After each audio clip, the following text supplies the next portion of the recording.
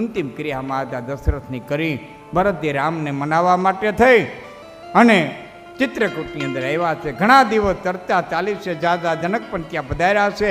મહામાયાને રામે વિનંતી કરી છે કે હે મહામાયા, આ ભરત મને લઈને જાહે માટે કંઈક એવી માયા મૂક કે ભરત મારું કયું માને. અને ત્રીજા દિવસે મહામાયાએ પોતાની એક માયા મૂકી છે ભરતની માથે.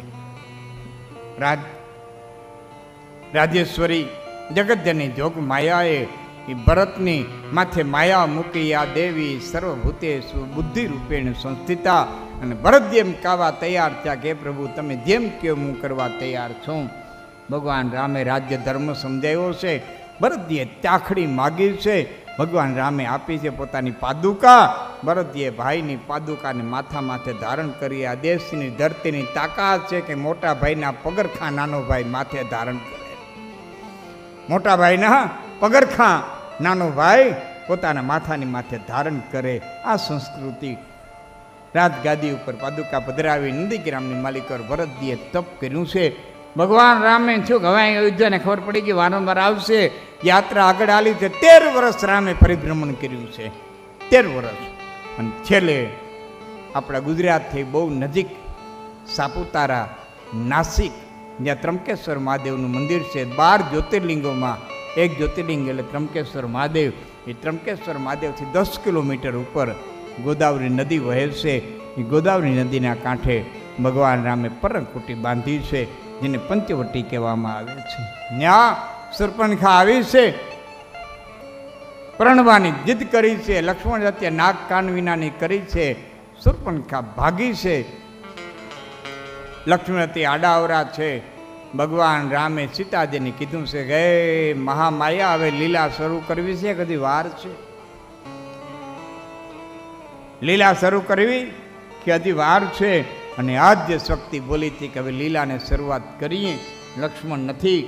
મા જાનકીજીએ પોતાનું મૂળ સ્વરૂપ હતું એ અગ્નિની અંદર સમાવી દીધું છે અને પોતાના એક પડછાયાને બહાર રાખ્યો છે. પોતાની માયાથી પડછાયો બહાર રાખ્યો છે. ખડદૂષક ઋષિરાને લઈને શૂર્પણખા આવી વધ કર્યો છે. રોતી કકડતી રાવણ પાસે ગયું છે. રાવણ મારીત પાસે ગયો છે. મૃગલો થવાનું કીધું છે. મારીત મૃગ થઈને આવ્યો છે. સીતાજી હઠ લીધી છે. આ બધાને રામાયણની કથાની ખબર છે. ભગવાન રામે મારીતને મારવા માટે થઈને બાણ ચડાવ્યું છે. એ આમ જ્યાં કાનુદી પણત ખેંચી, રામે જ્યાં પણત ખેંચી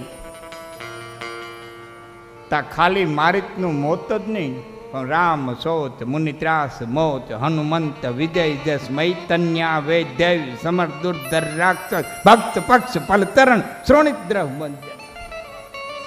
ખાલી ધનુષ નહોતું તેડ્યું કે તો કે રામ સોત મુનિ ત્રાસ મોચ હનુમંત વિજય જસ. રામનો વિચાર તેડ્યો. મુનિઓનો ત્રાસ તૂટી જવાનો. રાવણના ત્રાસથી મુનિઓ જે સુડી ઉપર રહેતા હતા એ તૂટવા માંડી ગયું. જાદુ વર્ણન ન કરું, મને શબ્દ ગમ્યો એ કહું તો આય ભગવાન રામે પણસ ચડાવીને આય લંકાની માલિકો મંદોદરીના ચૂડલાની માલિકો તેડવું પડવા માંડી ગઈ.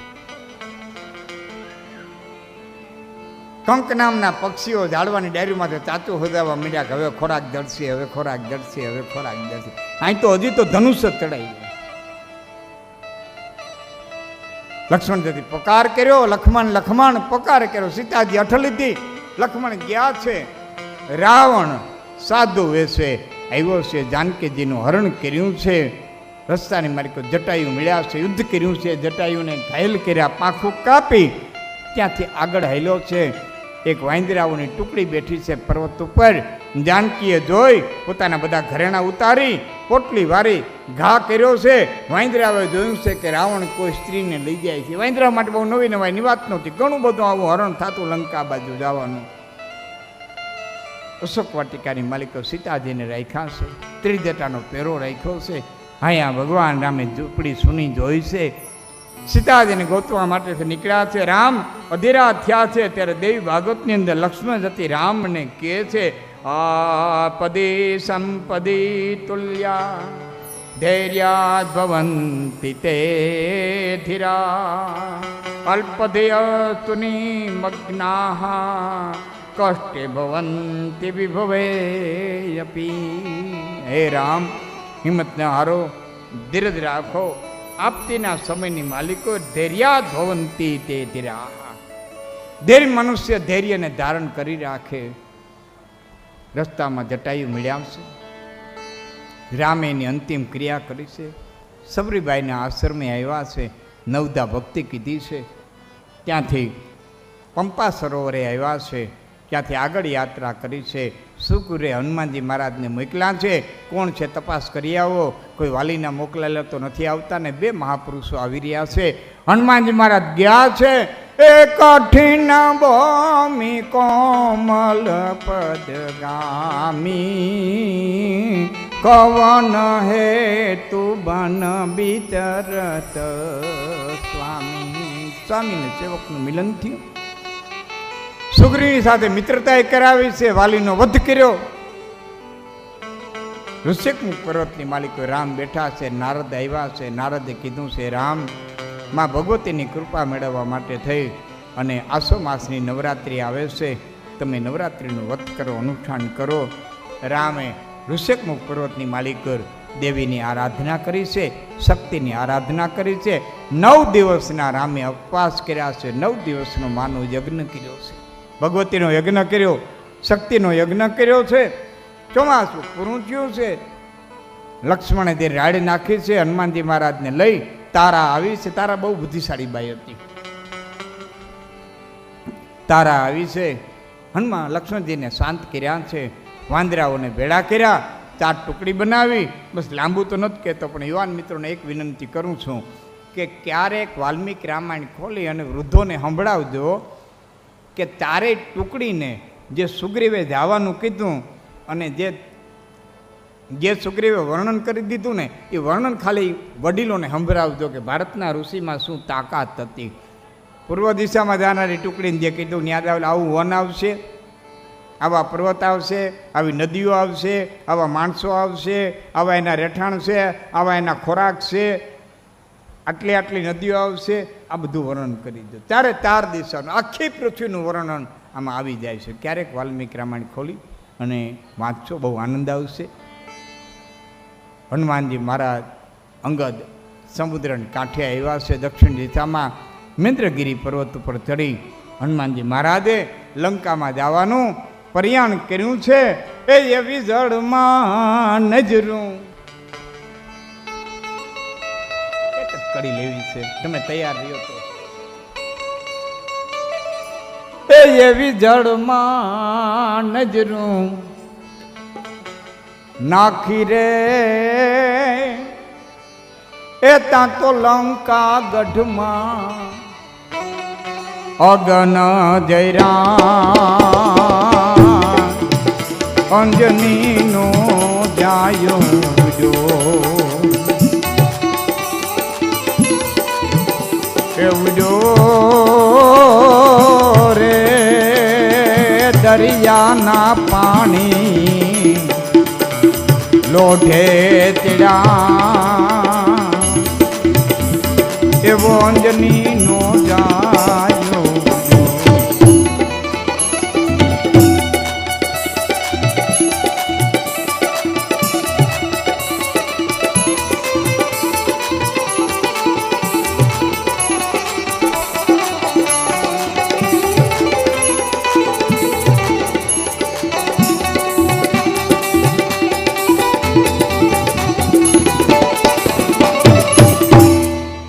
લંકા નગરીની માલિકર ફરી વિભીક્ષણને મળીને એટલું કીધું છે કે હે વિભીક્ષણ, તું મને માના દર્શન કરાય, હું તને બાપના દર્શન કરાવે. તું મને માના દર્શન કરાય, હું તને બાપના દર્શન કરાવે. વિભીક્ષણે કીધું પ્રમાણે હનુમાનજી મહારાજ ગયા છે. રાવણ આવીને યોગ્યો. હનુમાનજી મહારાજે મુદ્રિકાનો ઘા કર્યો છે. સીતાજીએ કીધું છે પ્રગટ થાવ. પ્રગટ થયા છે. મા જાનકીએ આશીર્વાદ દીધા છે. આ કથા આપણે થોડીક આગળ આવી ગઈ હતી. રાવણની સભામાં લઈ ગયા છે. દૂતને મરાઈને એવું વિક્ષણે કીધું છે. અંગભંગ કરવાની પ્રક્રિયા આલી છે. પૂછડે ગાભા વીટા છે. લાય લગાડી છે. લંકાનમાં લાય લગાડી હનુમાનજી મહારાજ પૂછડું ઠારી મા જાનકીના આશીર્વાદ લઈ પાછા રામની પાસે આવ્યા છે. ચતુરંગની સેના તૈયાર થઈ છે. બધા દળકટક સમુદ્રની કિનારે આવ્યું છે. આ બધું રાવણને વિભીષણે સમજાવતા રાવણ ક્રોધાયમાન થયો છે. વિભીષણનો ત્યાગ કર્યો, રામે સ્વીકાર કર્યો. લંકેશ કઈ બોલાવી અને રાત તિલક કરી દીધું છે લંકાનું. સમુદ્ર પાસે રસ્તો માગ્યો છે, મળતો નથી. રામે બાણ ચડાવ્યું છે. સમુદ્ર હાંફળો ફાફડો થઈને આવ્યો છે. પથ્થરે પાર બાંધી કટકને ઉતાર્યું છે. રાવણની સાથે અનેક અનેક પ્રકારે યુદ્ધ ખેલ્યા છે. એક કડીમાં આપણે બધી વાત કરી દઈએ. આપણે નંદભૈયામાં જવું છે.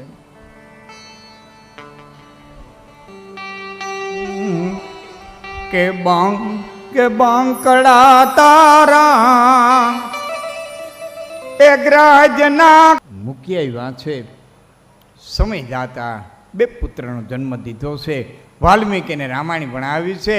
આ બંને પુત્રો અયોધ્યામાં આવી અને સુંદર મજાનું રામાયણનું ગાન કરે છે. ભગવાન રામ યજ્ઞ કરવા તૈયાર થયા છે. વાલ્મીક સીતાજીને લઈ અને આવ્યા છે. વાલ્મીક કહે છે હું સાક્ષી આપું છું સીતા પવિત્ર છે. અને ત્યારે સીતાએ કીધું હે મા ધરતી, ભારતના એક ઋષિને મારી પવિત્રતા માટે થઈને સાક્ષી આપવી પડતી હોય, એથી તો તારા ખોળાની માલિકો મને સમાવી લે. માં ધરતી ફાટી છે. સિંહાસન લઈને ધરતી માતા અધેરે આવ્યા છે. માં જાનકીજીને પોતાની માલિકો સમાવી પોતાના સિંહાસન ઉપર બેહાડી અને માં ધરતી પાછા અદ્રશ્ય થઈ ગયા. તે ધરતી ભેરી થઈ ગઈ. તે ધરતીમાંથી જન્મેલી મહામાયા પાછી ધરતીની માલિકો સમાઈ ગઈ. ધરતીમાંથી પ્રગટ થયેલી કાલે તે કથા આવી હતી, અગ્નિમાંથી પ્રગટ થઈ હતી. એ મહામાયા પાછી અગ્નિમાં હમાણી. આ ધરતીમાંથી પ્રગટ થઈ હતી પાછી ધરતીની અંદર સમાણી છે. રામે બે દીકરાઓને પોતાના ભરત અને શત્રુઘ્નના બે દીકરા, માફ કરજો ભરતના બે દીકરા, લક્ષ્મણના બે દીકરા, બધાને કૌશલ દેશના ભાગ પાડી દીધા છે. શત્રુઘ્નજીએ ભાગ લીધો નથી. શત્રુઘ્નજીએ કીધું છે મારે અયોધ્યામાંથી ભાગ જોતો નથી, હું મારી રીતે મારા દીકરાનું સમાવી લઈ. અને શત્રુઘ્નજી પોતાના બંને દીકરાને લઈ અને નીકળી ગયા છે. અને યમુનાને કાંઠે મધુપુરી નામની નગરી હતી. એ મધુપુરી નગરીની માલિકો લવણ નામનો રાક્ષસ દૈત્ય રાજ્ય કરતો હતો. એને મારી નગરીને રાક્ષસના ત્રાસમાંથી મુક્ત કરી અને શત્રુઘ્નજીએ ત્યાં પોતાનું રાજ્ય થાપ્યું છે. ભગવતીની કૃપાથી એણે રાક્ષસનો વધ કરી અને સુંદર મજાનું રાજ્ય કર્યું છે. સૂર્યવંશીઓના હાથમાંથી ધીમે ધીમે ધીમે ધીમે ધીમે એ મધુપુરી મથુરા નામનું બન્યું છે. અને મથુરાનું રાજ્ય ધીમે ધીમે ધીમે ધીમે ચંદ્રવંશીઓના હાથમાં આવ્યું છે. અત્રિ ઋષિ, એનો પુત્ર ચંદ્ર, એનો પુત્ર બુદ્ધ. બુદ્ધના લગ્ન ઈલાની હારે થયેલા. એ ઈલાથી જે પુત્ર થયો એ પુરુરવા, પુરુરવાનું નહુસ, નહુસનો અયાતિ, અયાતિના લગ્ન છે બે સ્ત્રીઓની હારે થયેલા શર્મિષ્ઠા અને દેવિયાની. આ બે બાયુંથી એકમાં બે પુત્ર થયા, એકમાં 3 પુત્ર થયા. એમાં દહ્યું, અનુ, પુરુ અને યદુ. અચ્છા, તો અલગ અલગ ગયા. અનુનો વંશ ગયો યવનો કહેવાણા, આમ પુરુનો વંશ ગયો એમાં કુરુ થયા. દહ્યુનો વંશ પાંચાળ માર્યો, એમાંથી પછી ન્યા બધા દ્રુપદ રાજાને એ કહેવાણા. અને યદુનો જે વંશ આવેલો એ મથુરાની અંદર રહ્યો. એમાં સુરસેન નામના રાજા થયા. 3 પ્રકારના યાદવો થયા. પછી શું તે પાખ્યું પડે, અટક 3 રીતે પડે, બાપે પડે, ગામે પડે ને લખણે પડે. કોઈ પણની પાખી છે ને અટક છે ને એમાં 3 રીતે પડે. કાં બાપે પડે, ભાયાના ભાયાણી થાય, કાનાના કાનાણી થાય, ધાનાના ધાનાણી થાય, એમ પડે. કાં ગામે અટક પડે. ગામે કુરંગાના હોય તો કરંગિયાને એવી અટક પડતી હોય ને, નંદાણાના હોય તો નંદાણે એમ અટક પડે. બાપે પડે, ગામે પડે અને કાં લખણે પડે. હા, અમુકના એવા લખણ હોય ને પછી એ લખણ ઉપરથી એની અટક પડી હોય, પછી એ પેઢી એ નામે જ ઓળખાય. એમ 3 પ્રકારના યોગ્ય યાદોમાંથી 3 થયા: વૃષ્ણિ, અંધક અને બૌદ્ધ. એ વૃષ્ણિ યાદવની માલિકો વસુદેવ, બૌદ્ધ વંશમાં કંસ. કંસને પોતાને 2 પુત્રીઓ જરાસંધે પરણાવેલી. શું કરવા? યાદવોના રાજ્ય હતા ને એમાં નિયમ નહોતો બાપ રાજા થાય એટલે દીકરો રાજા બને. ગણ સ્વતંત્ર રાજ્ય હતા, પ્રજા રાજા પસંદ કરતી. અને એમાં જરાસંધને એમ થયું કે પ્રજા રાજા પસંદ કરે છે તો મારી પ્રજા ઉહાપો કરશે તો એટલે ગમે એમ કરીને મથુરા ઉપર રાજા સાહેબ થાપી દેવી. લખલૂટ ધન પોતાની દીકરીઓને કરૈયાવરમાં દીધું છે, રાજા થાય થાપી દીધી.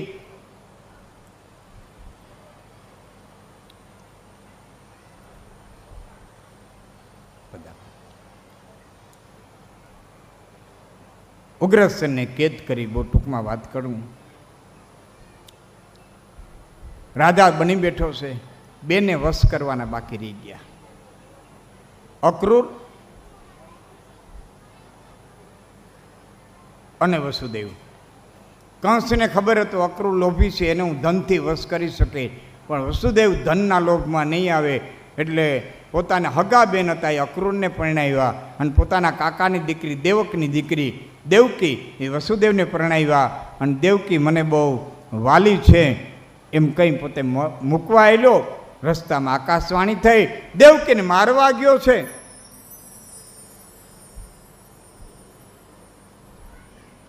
વસુદેવે પાછો વાળ્યો છે, તને એના પુત્રથી ભય છે ને એ પુત્ર તને આપી જાય. મુંજે મનજી ગાલિયું જેડિયું સમદર લહરિયું હકડી તટના પૂગ્યું બયું પડ્યું. ઘણું પીડ્યું છે, ઘણું ઘણું કહેવા માગું છું. થોડીક ડિસ્ટર્બ ઓછી થાય, થોડીક આવન જાવન ઓછી થાય ને આમ સતત ચાલુ રહે તો મારે ગાય ગાયને કથા પૂરી કરવી પડશે. કાં અહીંથી એમ તો રસ્તો જ કાલે બંધ કરી દઈએ.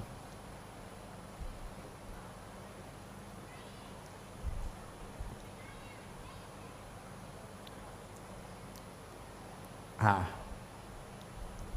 થોડું ડિસ્ટર્બલ થાય, કાંઈક અમુક સમયે કથા પહોંચે ને પછી થોડીક વાર રસ્તો બંધ કરી દેવો, આમથી ભલે આવે તો ખ્યાલ આવી જાય.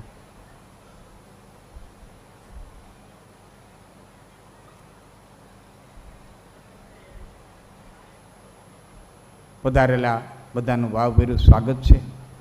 મારે કૃષ્ણ જન્મે જવું છે, રાત થોડી વેહ જાજા છે અને મને એમ છે હૃદયમાં કે યુવાનોના મનમાં કોઈ પ્રશ્ન ન રહીએ ને એટલા માટે જેટલી બને એટલી ચોખવટું કરી જાઉં ને તો તમને ભારતીય શાસ્ત્રોમાંથી અણગમો ન આવે, અણગમો ન આવે. વ્યાસપીઠની બોલવાની અમુક મર્યાદા હોય. પહેલો પ્રશ્ન તો યુવાનોને એ થાય કે 7મું બાળક કંસને મારવાનું, 8મું બાળક કંસને મારવાનું હતું તો વસુદેવને અને દેવકીને વિવાહિત શું કરવા રાખ્યા? પરબારા જેલમાં ભેરા શું કરવા રાખ્યા? કંસ બુદ્ધિ વિનાનો હતો, અકલ વિનાનો હતો, અને અકલ વિનાનો હોય તો એવડો મોટો રાજા હોય? ઘણા પ્રશ્નો ઉપસ્થિત થાય. એટલે આપને કહું છું થોડીક શાંતિ જાળવો તો અનેક પ્રશ્નોના જવાબો મને દેવાની ઈચ્છા થાય, તમને ચોખવટું મળશે. એટલે નાનકડી વાત ટૂંકમાં વાત કરી દઉં. 2 મિનિટ કોઈને આવવા ન દેતા, હાટે એને વાતો કરાવી રાખજો. ત્યાં બાર વાતો હાટે કરાવી રાખજો 2 મિનિટ. યાદવોના ગણ સ્વતંત્ર રાજ્ય હતા. કંસની તાકાત નથી વસુદેવને રથ વાળીને જેલમાં નાખી દે. વસુદેવ સામાન્ય માણસ નહોતા. એક વાત, ટીવીવાળા બધું બતાવે, સિરિયલોવાળા, એ સત્ય હોતું નથી. રથ પાછો વાર્યો, બાયણા ખોલ્યા, એક દરવાજો, બીજો દરવાજો, ત્રીજો દરવાજો, 7 દરવાજા ઉઘડે, પછી દેવકીને વસુદેવને બંધનમાં નાખી દે. એક દીકરાનો જન્મ થાય ને દરવાજા ઉઘડે ને કંસ આવે ને મારી નાખે. આવું નથી. વસુદેવે કીધું હું તને પુત્ર આપીશ, તારે પુત્રથી ભય છે ને? કંસે કીધું વાત સત્ય, પણ પરિચારિકાઓ એટલે કે દાસ દાસીઓથી લઈ અને વૈદો સુધી મારા રહીએ. વસુદેવ એગ્રી થયા, પોતાના રાજ્યમાં ગયા. દાસ દાસીઓથી લઈ અને વૈદ સુધીના માણસો કંસના. દેવકીને ઓધાંડીએ ત્યાંથી કંસને ખબર પડે કે દેવકીને ઓધાન રહ્યું છે. તે બાળકનો જન્મ થાય એટલે કંસને ખબર પડી જાય બાળકનો જન્મ થયો છે. કંસ આવે, વસુદેવ બાળકને દે, કંસ મારી નાખે, વયો જાય. બીજું બાળક કંસ આવે, મારી નાખે, વયો જાય. ત્રીજું બાળક, ચોથું બાળક, 5મું બાળક, 6ઠું બાળક, 7મા બાળકો દાનમાં છે. કંસને સમાચાર મળ્યા છે, પલે પલ ક્ષણે ક્ષણના સમાચાર મેળવતો રહે છે. એમાં રોહિણી ગયા એવા આંટો મારવા ગોકુળમાંથી અને એ વખતના ગાયનિકો, એ વખતના ગાયનિક, એ વખતના એમડી, એ વખતના ડોક્ટરો, સર્જનો જે કંઈ કંઈ તે દેવકીજીના ગર્ભને લઈ અને રોહિણીજીના ગર્ભની માલિકો બાળકની સ્થાપન કરી દીધું. આજ પણ સાયન્સ આવી ગયું છે. કોઈ માતાનું ઓદર ખરાબ હોય તો બીજી માતાના ઓદરને ભાડે લઈ અને આમાંથી બાળક લઈ અને બીજી માતાના ઓદરની માલિકો બાળકને મૂકી દેવામાં આવે. એને સેરોગેટ મધર કહેવામાં આવે.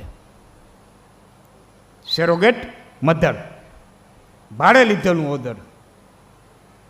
દેવકીના હાથમાં ગર્ભને રોહિણીજીના ઓદરમાં, એ વખતના એમડીઓ, એ વખતના ગાયનિકોએ ચમત્કારની ભાષામાં કેવું હોય તો એમ કહો કે મહામાયાએ ઉપાડી અને એનું સંકર્ષણ કરી નાખ્યું, એમ મૂકી દીધું. એ ચમત્કારની ભાષા છે. સાયન્સની ભાષામાં લ્યો તો આ રીતે ગર્ભને સ્થાપિત કર્યો અને જાહેરાત કરી કે દેવકીને ગર્ભપાત થઈ ગયો છે, અથવા તો બાળક સરવી ગયું છે, અથવા તો અટાણી ભાષાની માલિકો કહી તો મિસ ડિલિવરી થઈ ગઈ છે.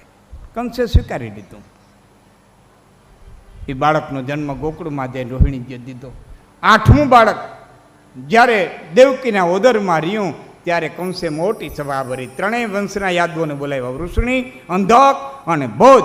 ત્રણેય યાદવોને બોલાવી અને કંસે કીધું કે વસુદેવ વચન ભંગ થયા છે.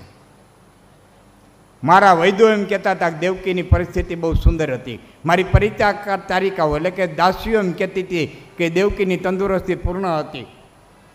મારા માણસો એમ કહેતા હતા દેવકીને કોઈ બીમારી નહોતી, કોઈ પણ રીતે ગર્ભપાત થાય એવું લક્ષણ જોવામાં આવતું નહોતું. મારા વૈદ્યોએ કીધું દેવકી સંપૂર્ણ સ્વસ્થ હતા.